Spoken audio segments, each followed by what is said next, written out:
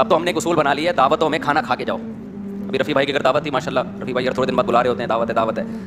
اب محلے پڑوس میں محلے داری بھی رکھنی ہے ظاہر ہے, تو ہم نے کیا کیا, پہلے کھانا کھا لیا گھر میں, دعوت میں بھی شرکت ہو گئی, ہم نے بتا دی تو کھا چکے ہیں. کیونکہ آپ کے مشورے پہ اگر ہم کھانا شروع کر دیں تو بھائی کھاتے کھاتے ایک دن دھماکے کے ساتھ ایک دن آئے گا کہ انتقال ہو گیا. انتقال سب کا ہونا ہے لیکن کسی اچھی وجہ سے ہو تو زیادہ اچھا ہے نا. کھانے کی وجہ سے انتقال کوئی اچھا کام نہیں ہے. اچھا بھائی, تو مجھے کوئی دعوت میں رات کے وقت بلائے گا نا تو پہلے ذہن میں رکھے میں کھانا کھا کے جاؤں گا. تو اتنی مرغن غذائیں رات کو لیٹ نائٹ کھا کے پھر سوتے ہیں تو وہ ہضم نہیں ہو رہی ہوتی, سینے میں جلن. اگلا تو خوش ہو گیا کہ مفتی صاحب کی ہم نے دعوت کی, مفتی صاحب نے ہمیں عزت دی, مفتی صاحب نے آپ کو عزت دے دی, اپنا بیڑا غرق کر دیا. اور جب آپ ایک دن بیمار ہو کے ہسپتال میں جائیں گے نا تو جن جن لوگوں نے کھلایا ہے کوئی بھی پوچھنے کے لیے آپ کو نہیں آئے گا کہ طبیعت کیسی ہے آپ. کچھ لوگ تو ہے مخلص پوچھ لیتے ہیں, لیکن میجورٹی جو کھلا رہی ہے وہ پوچھنے بھی نہیں آئے گی. اس لیے آج کل ڈاکٹر لوگ ایک بڑی خاندانی بات کرتے ہیں کہ اپنا کھانا ٹفن میں اپنے ساتھ رکھو, لوگوں کے مشورے پہ مت کھاؤ. کبھی کبھار تو ٹھیک ہے, لیکن جس کا زیادہ لوگوں میں اٹھنا بیٹھنا ہے لوگوں کے مشورے پر نہیں کھائے, وہ مرے گا, کوئی بھی نہیں پوچھنے آئے گا. اور میں ایک بات آپ سے تجربے کی بتا دوں, میں نے کھانوں کا فرق بہت دیکھا ہے. اب میں کھانے کے بارے میں جو ڈاکٹر لوگ کہتے ہیں نا ہائیجینک چیزیں کھاؤ, اس پر مجھے بہت یقین ہو گیا کیونکہ میرے تجربے ہو چکے ہیں بہت. میں آپ حیران ہوں گے, ہم یورپ جاتے ہیں نا, یورپ گئے, سعودی عرب گئے, وہاں آپ جو مرضی کھا لو بیمار نہیں ہوتا آدمی. ادھر ہوٹل میں ایک دن کھائے گا بیمار ہو جائے گا. آپ اگر نہیں ہو رہے نا بیمار تو یہ کوئی اچھی بات نہیں ہے, اس کا مطلب ہے آپ کو معذرت کے ساتھ. زیادہ میں ڈیٹیل میں نہیں جاؤں گا. دیکھو وہ مثال آپ کے لیے نہیں ہے, آپ کے علاوہ کے لوگوں کے لیے ایک مثال ہے. ایک آدمی, غلط مثال ہو جائے گی, آپ یہ نہ سمجھیں کہ آپ کے بارے میں کہہ رہا ہوں, ٹھیک ہے. اب اس کے علاوہ کوئی مثال آ نہیں رہی نا ذہن میں, آپ کو نہیں کہہ رہا, بالکل ایک الگ مثال دے رہا ہوں. ایک بندہ گزر رہا تھا عطر کی دکان سے. اب میں نے بندہ کر دیا اس کو, اصل میں وہ بھنگی تھا لیکن میں نے بندہ کر دیا کہ ایک انسان گزر رہا تھا وہ بھنگی, لیکن میں بھنگی کی مثال نہیں دوں گا, وہ ایک انسان گزر رہا تھا نارمل, بھنگی بھی انسان ہی ہوتا ہے بیچارہ. تو عطر کی دکان کے قریب سے گزرا, بے ہوش ہو گیا, ایک دم کیا ہو گیا, بے ہوش.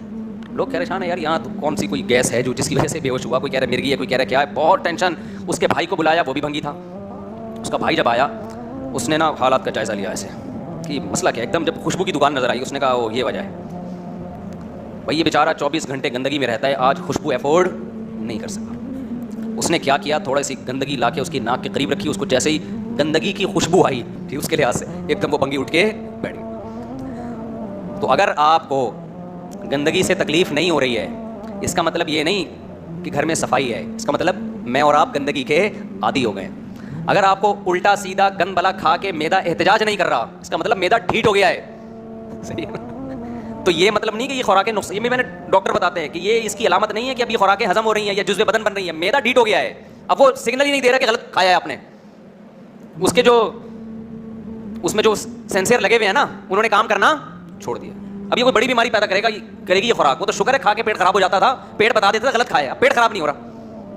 تو پیٹ خراب نہ ہو جو گندا پانی پیتے ہیں صبح شام, ان کا گندا پانی پینے سے پیٹ خراب بولو نا نہیں ہوتا. تو کیا مطلب گندا پانی نقصان نہیں دے رہا, ان کو نقصان دے رہا ہے. پیٹ نے بتانا چھوڑ دیا کہ گند پیا ہے تو نے. اور جو صاف پانی پیتے ہیں وہ ذرا سا گندا پانی پیئیں گے ایک دم پیٹ کیا ہو جائے گا خراب. ان کے وہ جو سینسر لگے ہوئے ہیں نا اللہ نے وہ صحیح وہ کام کر رہے ہوتے ہیں, وہ بتا رہے ہوتے ہیں. ہم جو کراچی میں جو بیمار نہیں ہو رہے وہ بہت خطرناک مسئلہ ہے بھائی, ان کے ساتھ بہت ڈینجرس مسئلہ ہے. تو ہمیں تو جب یورپ گئے تو وہاں تو سب کچھ پھوڑتے پھاڑ تو کچھ بھی نہیں ہوتا. ادھر آؤ 2 دن آدمی ہوٹل میں کھانا کھاتا ہے, پتہ نہیں کیا شروع ہو جاتا ہے. اس کا مطلب بھائی کوئی بہت بڑا سعودی عرب میں بھی آپ کھاؤ کچھ نہیں ہوتا, ادھر آتے ہی کھاؤ گے وہی چیز آپ کھاؤ گے, اسی کمپنی کی لے کے کھاؤ گے آپ, آتے ہی پیٹ خراب ہو جاتا ہے. اس کا مطلب بھائی کچھ گڑبڑ ہے, یہاں پہ کچھ گڑبڑ ہے. جن مسالوں کو یہاں کھایا جا رہا ہے ان مسالوں پہ باہر ملکوں میں پابندی ہے, وہاں کچھ اور کھلایا جاتا ہے, یہاں کچھ اور. کمپنیاں بھیجتی ہیں لیکن ادھر کے لیے کچھ اور ہے, یہاں کے لیے کچھ اور ہے. تو خدا کے لیے اپنی جانوں پہ رحم کرو میرے بھائی, چھوڑ دو یہ بازاری چیزیں کھانا, چھوڑ دو. دعوتوں میں اپنا کھانا ساتھ لے کے جاؤ. جتنے پیکنگ کی چیزیں آ رہی ہیں بالکل چھوڑ دو ان کو. میں تو گھر میں جب بریانی پکتی ہے گھر والوں سے پہلے پوچھتا ہوں کہ گھر کا مسالہ ہے یا ڈبے کا مسالہ ہے, بتاؤ پہلے ہمیں. ڈبے کا ہے نہیں کھائے گا, جاؤ ایسی کی تیسی. گھر کا ہوگا تو کھا لیں گے ہم, نہیں ورنہ نہیں کھائیں گے. اور ڈبے کی چیزیں نہیں کھاؤ میرے بھائی, ڈبے جیسے بن جاؤ گے. دیکھو جتنی کمپنیاں ہیں شاید کچھ اچھی بھی ہوں, ہمارے ہاں یہ بزنس ہے, یہ آپ کی صحتوں پہ محنت نہیں ہو رہی ہے, یہ بزنس ہے. بزنس میں ذائقہ ٹیسٹ گین کرنا پڑتا ہے, اس کے لیے کچھ بھی ڈال دیں وہ تو ٹیسٹ چاہیے. اور یہ جو بریانیاں یہاں بن رہی ہیں یہ ٹیسٹی بھی بہت اسی وجہ سے ہوتی ہیں, وہاں باہر میں وہ ذائقہ نہیں آتا کیونکہ وہ یہ والا مسالہ وہاں پابندی ہے. نہیں آ رہی بات سمجھ میں؟ تو اپنی جانوں پہ رحم کرو میرے بھائی. جو ان چیزوں میں اپنا خیال نہ رکھے وہ آخرت کے معاملے میں کہاں سے خیال رکھے گا, آخرت میں کہاں سے خیال رکھے گا.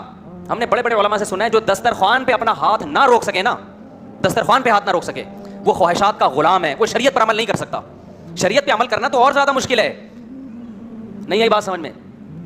वो तो और मुश्किल है ना, तभी तो इस्लाम ने रोज़े रखवाए हमसे। रोज़े देखो, कुरान में ये नहीं है कि ईमान वालों तुम नमाज पढ़ो ताकि तुम्हारे अंदर ख्वाहिशात से बचने का जज्बा पैदा हो जाए। नमाज के बारे में नहीं है, ज़कात के बारे में नहीं है, रोज़े के बारे में है। तुम पर रोज़े फ़र्ज़ किए गए ताकि तकुन तुम्हारे अंदर बचने की सलाहियत पैदा हो जाए। खूब अच्छी तरह समझे इस आयत को। अल्लाह खाना पीना छुड़वा के हमसे हमारी ख्वाहिशात पे कंट्रोल करना हमें सिखाते हैं। इससे पता चलता है कि जो आदमी मुंह पे कंट्रोल नहीं रख सकता वो अपनी बाकी किसी ख्वाहिश पे कंट्रोल नहीं रख सकता। तो अल्लाह ने ख्वाहिशात पे कंट्रोल रखवाने के लिए रमज़ान में हमें मुंह पे कंट्रोल करवा दिया कि खाओ मत, ना पियो ना खाओ। तो ये हमारे मज़हब का हिस्सा ही है। समझते हो कि नहीं समझते? कि एक पोस्ट बड़ी खूबसूरत चली थी किसी की कि लोग ये तो देखते हैं कि दाढ़ी का साइज़ कितना होना चाहिए, सुन्नत क्या है, पेट में सुन्नत साइज़ क्या है, बोलो। इसको नहीं देखते। हालांकि एक पेट का भी एक सुन्नत साइज़ है। कुदरत की तरफ से किसी का पेट बढ़ा हुआ, मैं बार बार कहता हूँ, वो एक अलग बात है, लेकिन खा खा के पेट बढ़ा लेना ये ठीक अमल नहीं है। तो कंट्रोल करो मेरे भाई।